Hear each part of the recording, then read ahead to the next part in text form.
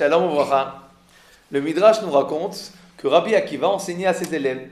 Et voici qu'une partie des élèves ont, on va dire, penché la tête sur la table et ont commencé à s'assoupir. Rabbi Akiva, qui était désireux de les réveiller, leur a dit la chose suivante. Pourquoi Esther a-t-elle eu le mérite de régner sur 127 pays?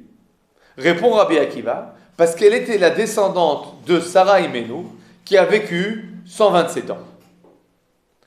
Le Midrash se termine par ces mots-là, et évidemment, il s'agit là d'un Midrash à comprendre quel lien entre Esther et Sarah Imenu, et quel lien surtout avec le fait que les élèves de Rabbi Akiva étaient assoupis. Alors pour comprendre ça, on va dire de façon très succincte que la Torah nous dit la chose suivante. Les jours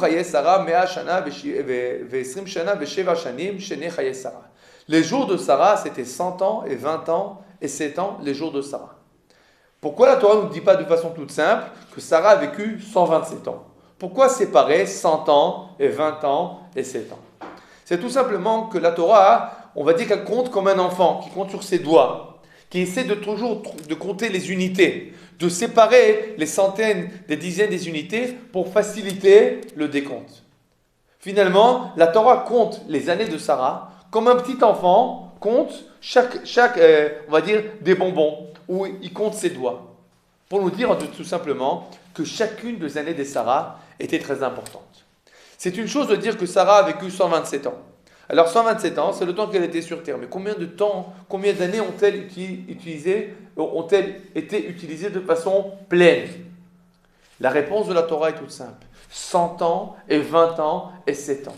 Chacune des années de Sarah a été utilisée de façon pleine. Chaque instant a été utilisé,